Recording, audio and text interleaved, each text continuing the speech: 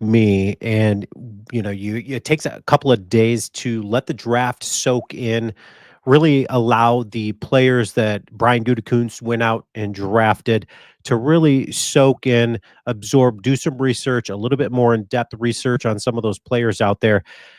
And the Packers, I feel, quietly made just an absolute monster move offensively to improve already a good offense. And when you take a look at that, and we're going to look at the depth chart here in a second, but what do I mean by the Packers quietly made a monster move? Okay, so you look at the pick of the Packers in the third round, going and taking Savion Williams. They already drafted a wide receiver, doing the unexpected in the first round, and then they go in the third round and they get a guy in Savion Williams who, coming into the draft, his hands were completely in question. And when you take a look at the hands on the Packers depth, that was their biggest crutch last year. I mean, you take a look at Dontavian Wicks, even Jaden Reed.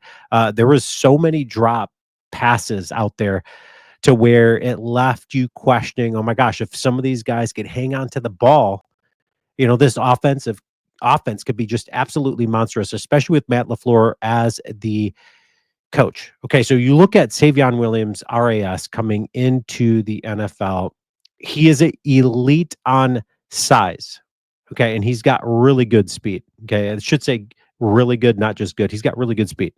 Okay, so this is a guy, if used properly, this dude is not one of those fit all teams type of players, but this is a guy given in the right hands to the right team can do some real damage. Okay, so I know, there's been some comparisons out there. Todd McShay actually has a really good quote. I'm going to actually put that up here in a second, but you can liken him to a Cordell Patterson type player, somebody that's going to be just a difference maker, can be somewhat spasmodic at times, but then can also get you some really big chunks, be a difference maker, and really wow the defense. The defense is now all of a sudden going to have to account for you, all of that type of stuff. And then you've got also a likening to a Deebo Samuel. And this is a player that was a free agent, maybe made available for the Packers if they wanted to go out and get him.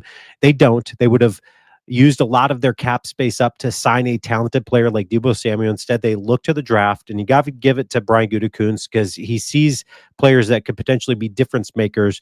And without breaking the bank, bringing him into Green Bay, he strategically thinks through it. And then he goes and finds a player of that type of caliber in the draft, of somebody with crazy upside. Now, if he can get his hands in check, sometimes you might not have to rely on him in the passing game to where he needs to snag those passes, out of the air, but you can involve him in so many things like a jet sweep or get him involved in the run game. There's so many different things you can do with Savion Williams. We're going to take a look at even some highlights here, but look at this quote from Todd McShay. I really love it. It says, "So for me, the draft signaled we've got this special talent at quarterback in Jordan Love, and we've got a chance to take it to the next level, get to the Super Bowl. We've already been to the playoffs. We've made it deep into the playoffs a couple of years ago. And then, we've got the potential with the youngest roster out there to even get better. These guys are only going to get better as they play together more and more throughout the years." Okay, so then he goes on to say, we've got a coach in Matt LaFleur who knows what he's doing. Let's give him some chess pieces. Let's give LaFleur some flexibility, allowing them to be multiple options, multiple chess pieces. Let's get guys out there that actually scare defenses, and they have to account for them.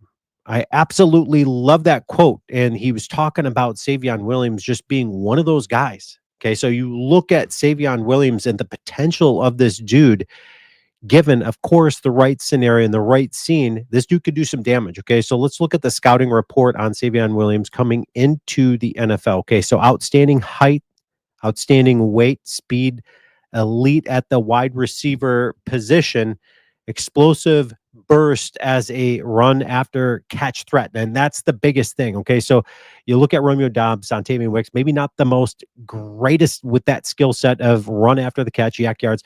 But you look at Jaden Reed, who can accomplish all of that, and then you add a player like Savion Williams, and all of a sudden you've got a very talented offense that can really do some damage. And now the defense, they've got to account for multiple things out there. Good play strength and physicality as a route runner, developmental upside with high end physical traits. I love that. But here's the thing: lacks natural hands, double clutches, catches. Uh, um, he was charged with 8 drops in 2024. Body catcher who prefers to trap the football with his frame rather than pluck it out with his hands. But he's a 4-star recruit in 2020 class. This dude has honorable mentions, all that type of stuff. This is a guy given, a really good coach like Matt LaFleur to where all of a sudden you're like, okay, like this dude can really do some damage. Let's take a look at some highlights here. 1 second. Let's take a look at what this dude can do. You see his explosiveness comes back to the quarterback. There's a concept. And then the damage he does after the catch, hurdling a dude. That's what this guy, he's going to give you some excitement out on the football field. And that's a game changer when you're out there and you're getting first downs with flashiness like this. See the spin move right there.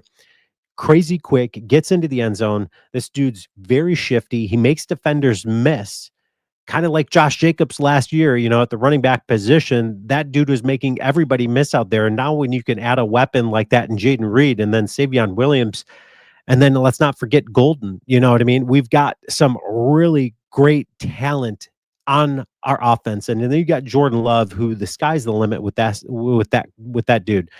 Okay, so you see the speed, you see the separation there. Great. Look at that circus catch, adjusts with his body, comes back, makes the catch. Now he has plenty of drops out there. We've seen that. Okay. But this dude shows based on this highlight reel, and if you look at some highlights, so this dude is exciting galore, and then all of a sudden he wows you with some easy drops. And that's exactly what the Packers can't afford to do, because that's going to stall out drives. And you look at Jaden Reed at the wide receiver position, who's crazy talented. You can use him on multiple facets of the game. And then you add Romeo Dobbs, who clearly didn't get traded, and he's clearly a weapon there. If he can stay healthy with the concussions and all of that stuff, then if Dontavian Wicks can figure out his hands, then you got Christian Watson coming back half the year. Let's not forget Matthew Golden, our first round pick this year. Then you got Savion Williams added to that. Bo Melton,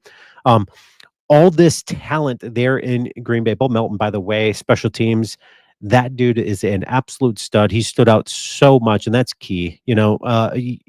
Special teams gets one of those knocks of a role of like, yeah, I'm just on special teams. But man, if you give up so much on special teams, that absolutely kills you. The Packers have experienced that in the past. But I really, really like this stud out of TCU. When you look at what the damage Savion Williams can do, and now Matthew Golden as a threat offensively, arguably the best receiver in this draft, top 3 easily of talented wide receivers in this draft. Then you got Savion Williams that can be a difference maker to pair along with Josh Jacobs and Jordan Love and all those types of weapons. Let's not forget the weapons we've got in the backfield. Marshawn Lloyd, we don't know what this dude can do. Either way, we've got Emmanuel Wilson and Josh Jacobs there, who, that's good enough. Josh Jacobs is one of those leaders on and off the field. So I'm super excited about it. The Packers offensive line seems to be in everything is in order in Green Bay. It's looking like sky is the limit for the Packers. I'm super pumped about it. Leave your comments, and as always, go Pack Go.